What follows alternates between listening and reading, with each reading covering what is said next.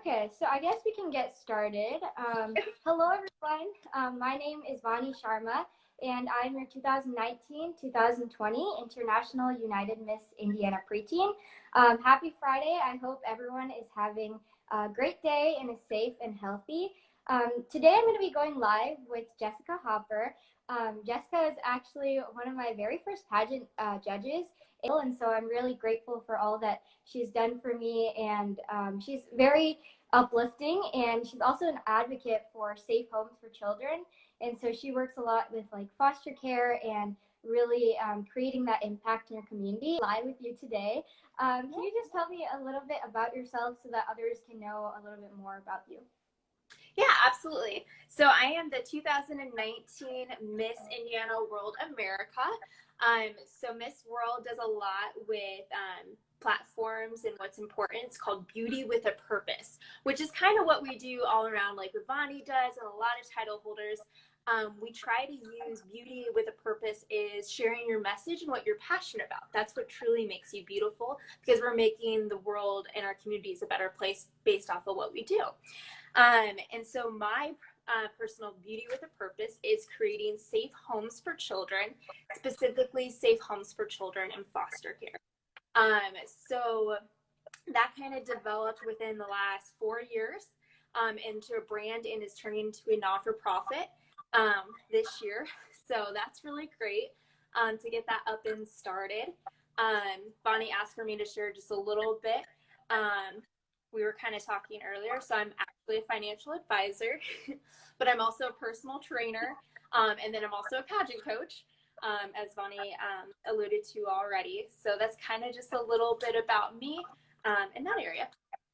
Awesome. So if anyone else has any questions, feel free to ask them as we're just like going along, and we'll be able to answer them as well. Okay, so can you talk to me a little bit about like your pageant journey, like how you got started and everything? I mean, I got started like very, really interesting way. I actually thought it was a fashion show when I started. So can you talk to me a little bit about your pageant journey, kind of where you began? Yeah. So, unlike many, I didn't start as young. I really wish I would have. I do believe that the younger you start, the better, just because it creates such great motivation and a passion so young to do a lot. But I started pageants when I was 22, I think, 22, 23 years old. Somebody had noticed me as just a Jasper County Fair Queen. And they said, you need to continue and do pageants. And I told them, no, I'm way too busy. I want to help people. I was getting my degrees at the time, both of my degrees. And a couple years later, the same individual reached out to me and said, I think you really need to try pageants. And so I did, and I won my first state pageant, which was Miss Supranational, and that was in 2017. Went to nationals, and then I got involved in the Miss America organization and won a title there. And then last year I was Miss Indiana US International, and then Miss World Indiana for Miss World America. Awesome. So as I said before, like I mean, I got started. I thought it was a fashion show because when I was there, I really loved that. But I got started in 2016 with my first pageant. It started with like a letter in the mail, and so I tried it out. It was actually pretty fun, even though it wasn't a fashion show. I just really enjoyed it. It was such a great experience, and I gained so many new friends, and so I think that was definitely the cherry on top. And then I competed in the same system for around, I think, three more years, I think. And then I'm trying a new system now, but back in like 2018 is when I actually won my first state title. And I'm so glad that you were able to really, I know, it's like, it seems so like close, but it's so long ago. But yeah, and so I was really not sure of anything, and so I'm so glad that you're able to really help me to improve on those skills, and it was very important to me. Well, thanks. You're gonna make me cry now. I do, because watching Vani was one of the individuals when I judged her. She just kind of lit up the room, and when they approached me afterwards about helping her, it was just a no-brainer.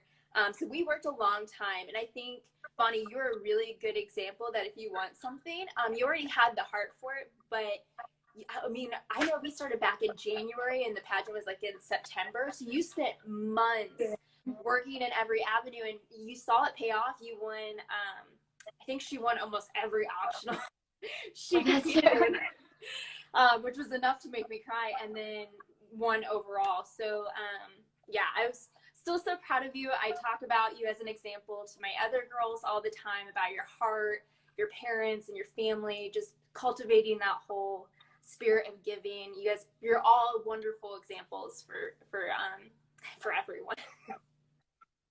Thank you so much. I mean, like, I think most of the time, like, I used to be so nervous, like, getting on stage and everything. And I feel like pageants have really, like, helped me to actually be able to speak and everything, just like in public speaking or whatever it may be. So I think, yeah, it was a great opportunity. Yeah, for sure. So we actually got a lot of questions.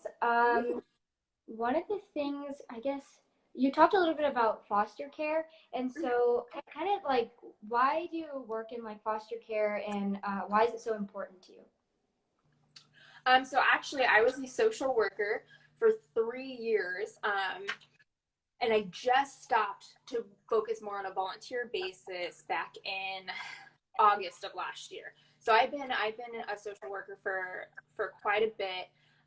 The reason I'm personally so passionate about it, and as a lot of people do know, I grew up in an abusive home, so I experienced 3 different types of childhood abuse, and from the ages of 3 to 18 years old. So when I left home, my passion, once I had found healing, was to make sure that children had resources and foster parents had availability to best cope and handle these children that had been put through things that not everybody's used to. So they act and they talk and they think a little differently than a normal child does. So that has become my passion, educating people on what child abuse actually is and how it can affect children. And then also foster care in general, as Indiana is one of the worst states in the entire country for children in the foster care system, and we have a very high percentage rate of child abuse cases. Yeah, I think like it's a very important cause. I mean, like there's so many things out there that we don't really notice until like we actually get to bring it up and stuff. And so, what is kind of like the most famous, or not famous, I meant favorite memory that you've had throughout, I guess, like generally just working with the kids, and how you share that message? Oh, let's see. One of my favorites. So that's a broad question. So I actually have a kiddo. She was my very first case ever in foster care. I got her when she was about 2 years old, and she was adopted last year. She's now 7, and she is one of those stories that she was very shy. She had a lot of trauma, and because of her foster family and us working with her, she is now a vibrant, very loving, thriving 7-year-old. When if she wouldn't have had the proper resources or a very assertive, loving family, she would have regressed and actually not have developed the way that she had. So for me, that's one of my favorite things, because her parents still reach out to me, connect me, let me know how she's doing. And that's just one story. There are a lot of children that had a much better chance of survival and development because of loving families or help from social workers in the state. Yeah, I like that's an amazing story. I mean, like to see that transformation and everything, like that's awesome. Yeah, So especially how, when they're little. yeah. So how can like youth help, especially like even during this time, or maybe like outside of quarantine? How can we all help the cause just to bring a smile to their faces? Yeah, absolutely. So I know things are a little different with COVID right now. So to break it down a little for everyone to understand, in Indiana, about 89% of our children are actually removed from homes because of neglect, or because of lack of provisions. So they may have loving families, but they live in technical poverty, and so parents aren't able to provide everyday necessities to keep their children safe in that capacity. So things that people are doing right now are partnering with my personal charity of Hands of Hope. I advocate for them. They're wonderful outreach. So sometimes people are, delivering pizza to the houses, donating food. I know one thing that a lot of young people are doing is making removable pillowcases for children in foster care, because that's big for them, because they take that from home to home. I have a young pageant girl who likes to to donate stuffed animals to these local organizations and foster care communities, so that when the child enters the foster care system, they have a loving, nice, smiling stuffed animal to let them know that somebody cares about them and is thinking about them. So those are just a few of the things that you can be doing. Gas cards, gift cards for groceries are huge. That just helps the child stay in their loving home and not being removed, especially during this time.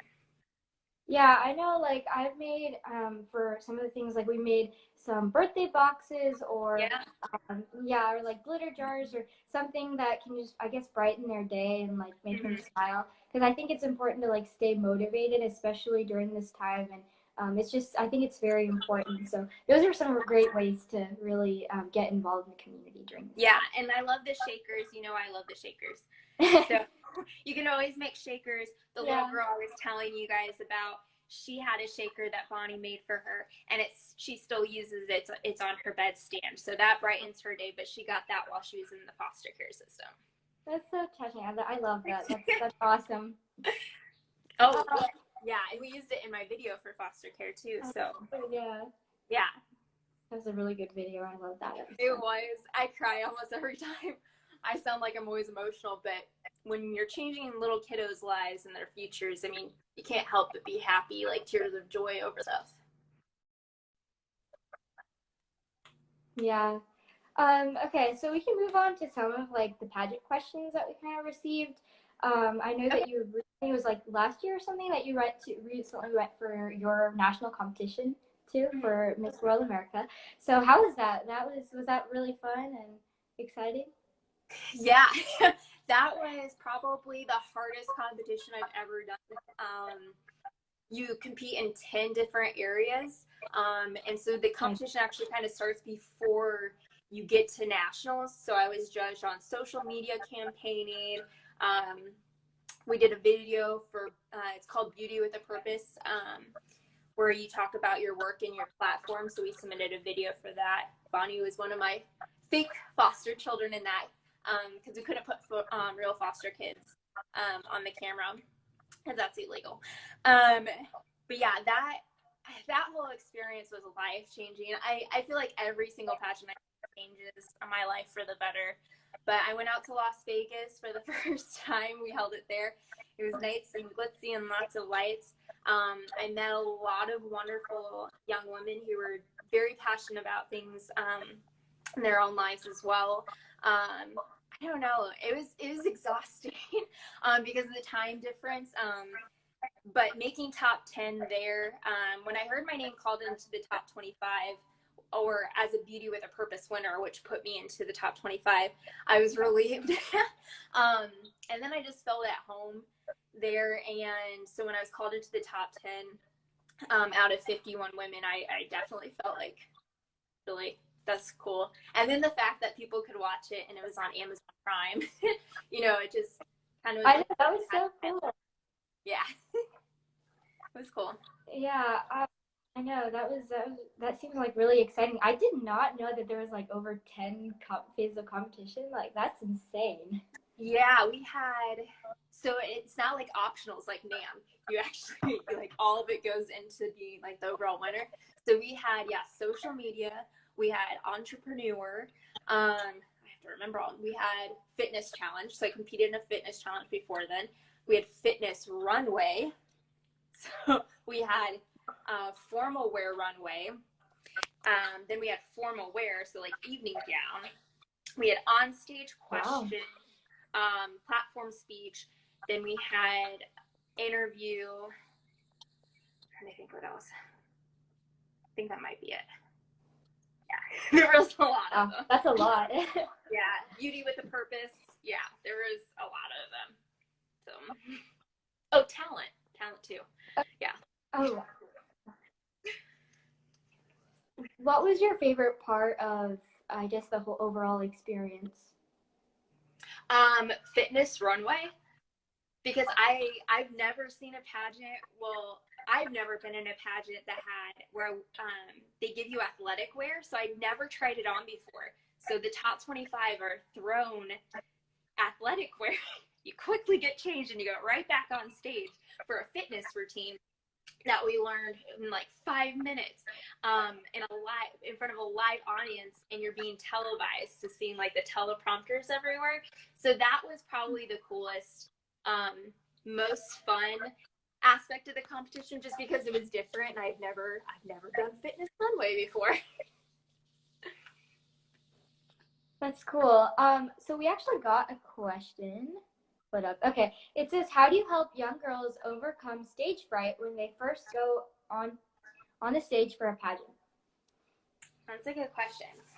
So, little girls, I think practice definitely helps. As Bonnie knows, I'll play music, and sometimes I play different tempos of music to help the girls out. So we practice a lot. I was gonna say, I'm trying to see if any of my other pageant girls, because they will let you know, I take them out into the middle of like the driveway, and I make them go through their routine about 50 different times. And then I also, like I said, I change the rhythm of the music so that they're prepared for whatever music actually comes up on stage. So the more you practice, honestly, the more confident you become when you finally do get on stage. The other aspect is always hyping up my girls, letting them know there's only one you. You are extremely special. So no matter what, you just need to go out and be yourself. Don't try to be anybody else. And if one girl is successful, that doesn't mean that you can't be. We need to cheer her on, because when she succeeds, women succeed. We all succeed. So we want them to do well. We want them to all do well too. Yeah, and I think like understanding like your own, I guess, potential, and just not focusing on the competition, but just focusing on yourself, I think is important.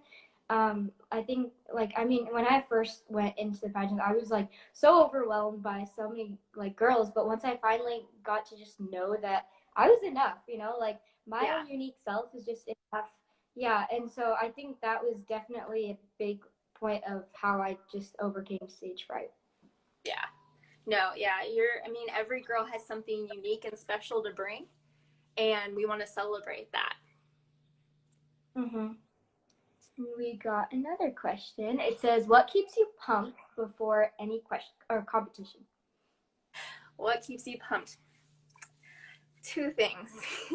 I know we've talked about it a lot, but honestly, I think about my foster care kiddos, because I feel like I'm their voice. And so if I do well, I feel like they do well. I've gotten a lot of messages from children who have been in foster care that see me compete, and how that has inspired them to follow their dreams or to fight harder, to go to school, to graduate high school, to go to college, because they've seen where I have come from, because I was in a girls' home, and then, to take my story and to make it something great. So honestly, I think I really do. I play music in my ears, and I read over their comments, because they inspire me to get really motivated, because I'm not just competing for myself, I'm competing for children all around the country. That's a really good message. I think what keeps me pumped, I like music too. Like, I think music has really like helped me keep upbeat, I guess. But I also think in some ways, I guess, food. I mean, like, yeah, because generally during pageant week, we don't really like feel that hungry, or we're just like busy going around. And so I think like just getting time, I guess, is just what keeps me pumped. Just keep going, and like having that extra time to maybe practice, or just like prepare or meet other people, or even eat food. I think definitely is just a great time. Yeah, no, that's a good one. That's a very unique way to stay pumped and also very healthy because you know Yeah. 3 weeks are exhausting. You need to make sure you have nice, yummy food and snacks all the time. Hmm. We have any tips for girls on the day of the competition? Ooh. I mean, we kind of touched on it. Yeah. Again on that time, is just pumping yourself up. You know, a lot of self-talk, because a lot happens up here in our minds. Is just reassuring yourself that you are good. You know what you're doing. You know you. So when you're going, most of the time, girls find interview the most intimidating, because they're talking one-on-one or with a panel of judges all by themselves. And you know, setting yourself at ease that the judges, the only reason they're there is to get to know you. So they're going to ask you questions about you, which you know those, you should know your answers for those. You know, how old you are, what do you like to do, what kind of qualities do you look for in a friend? Those are all things that everybody should be able to answer, but sometimes we get a little intimidated. So just remembering, they just want to get to know you. They're not there to intimidate you or scare you. They truly just want to know what makes you you. Yeah, I think I'm also like getting into pageantry. I always thought they asked so many hard questions, and so I would get so scared. Like my hands would be shaking before interview generally, and so like I feel like understanding that thing you did in competition, what would it be? One thing I did in competition. So I would probably say definitely in the beginning comparing myself to other girls. Because I was late into pageantry, I was seeing other girls I was competing against who had been doing it for years. And so I thought I was at a disadvantage, or I felt like I wasn't as good as them because they'd been in it longer. And that's not true. We've seen girls compete, not just me, but others who come in their very first time and they win against girls who have been doing it for 7 years. Because judges are always looking for something different, and not every girl fits everything they're looking for. So I think the biggest thing for me that I wish I wouldn't have done in the beginning is knowing that philosophy of truly just be yourself and have fun, instead of looking at what the other girls are doing or getting intimidated about their experience compared to mine. Yeah, I agree with you. Like if I would have to change something, I would just like make sure that I just like make so many new friends as well, but also like not focus on the competition, but focus on myself. I think like we kind of said that earlier, but Yeah. I think that's very important in I guess I'm like going forward. And I also think something that I remember is like different judges, different day, and so Yeah. like you never know. You never know. Like it's Exactly. really unpredictable. Yeah. Yeah. Yeah. There's nothing technically you've done wrong. Like you said, you hit it right, on the nose there. Different judges, different winner.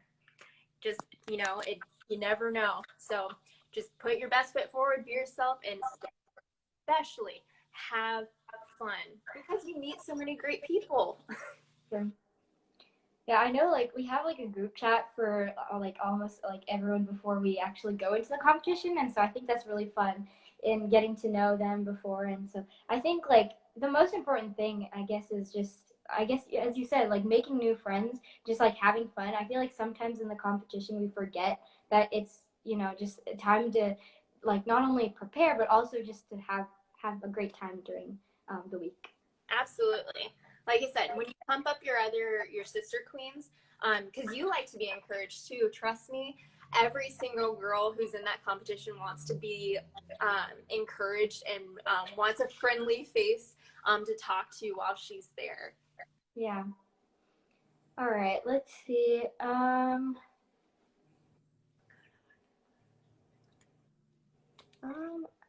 oh, how has pageants changed your life? I feel like I'm a walking a walking book for that. Um, Well, first of all, I never thought that I would ever speak at the state house. Kind of like public speaking has come out of it. In general, you know, just because of my family background, I really didn't have, a close-knit family growing up. So pageants actually gave me a family. I call them my sisters. We call them our sisters. But for me, that just gave me people that I knew were always going to be there for me. So for me, that's the biggest thing of how pageants have changed my life. Another thing is pageants have really opened up a lot of doors that I never would have thought. If you would have told me in 2017 when I won my first title that I would be a model, I would have laughed at you because I never thought that would happen. And because of pageants, I've walked in Miami Swim Week for 2 years and been in print modeling, runway modeling, and I know you've done modeling too and shows. So it's created a lot of things or avenues that I never thought would have been possible. Yeah, I think for me, it just has helped me to gain like the confidence in public speaking skills because before I actually started pageants, I could like even if I knew the answer in class, I wouldn't raise my hand. I couldn't even like talk in front of like people. It was just so nerve-wracking for me. But I think like having that exposure to the stage, like going up there like more than once and just like understanding that it's okay to be nervous, but just stay true to who you are and you can make your craziest dreams happen. Absolutely, for sure. Well, yeah, I love seeing the different things that have happened for you and for the other girls. Seeing their confidence grow the more you guys do get up there. And the same thing goes for us. It doesn't matter what age you are. The more times you get up on the stage and you practice, the more confident you become too. So it goes both ways. Okay, we can go with one last question. This is kind of like about the mindset and going in, I guess, ways to stay calm, happy, and stress-free no matter what. Ooh, calm, healthy, and stress-free. So every person is different. Everybody has their happy place or their happy thing to think about. I think, was it you? Somebody I made them think about their happy thoughts when they were on stage to make them smile. Have that happy thought in your head, whether it's puppies cuddling you or whatever it could be, or your sister, or reading to you. It could be anything, having that happy thought in your head. So again, for me, it's that thought of, me being here on stage is bringing light to an issue in America that hopefully will change a lot of children's lives for the better. And that makes me happy. Something I personally do that keeps me stress-free is working out before a pageant. I also like to meditate or I pray right before I go on. A lot of that self-talk, preparing before I go on stage. And then I touched on it earlier, music. Happy music. Happy, fun music. I know, like, I think some things that you also said that, but like, I like to meditate and use like breathing techniques before I go on stage. I think that definitely, like, just even like taking a breath in before you go on stage is like, it helps you to really calm down and like release, I guess, your tensions before going on. And I think, yeah, it's very helpful. For sure. That's a huge one. For sure. Yeah. So, oh, okay. So we have actually, my dad asked a question, and so we're gonna go on that, if that's possible. What's the main difference between walking on the runway versus normal walking on stage? I love your dad. That's a great question. He's such a pageant dad. Okay. First of all, for anybody who wants a visual, I would recommend going to my Instagram and going back to my post for Miss World. I've actually posted my runway evening gown and my actual evening gown walk, the two differences. And then there's also the fitness runway. So the difference is the pep in your step. Evening gown is more slow and almost like you're taking a breath on stage. We think of the elegant, smooth, kind of like you're walking on air style, nice and smiley, fun. Whereas runway, depending if we're doing evening gown, is a little bit more peppy, a little more bounce to your step. Sometimes you smile, sometimes you can do, I call it like smiling through your eyes, or more of a sassy look, like, doing something a little different with your face. A lot of times in that situation, you're putting your hands on your hips, or it's going to sound weird, you're flipping your pelvis forward in order to make it look like you're walking different, like a runway walk. Yeah. Okay, yeah, that's cool. Thank you. So hope you all enjoyed the session. Thank you so much, Jessica, for your time and just sharing your experiences. And thank you all just so much for joining. Yes, thank you so much for having me. I'm excited to see you in your next competition. I'm so excited you're doing something new and fun. It's going to be awesome. Thank you so much for joining. Bye. Bye.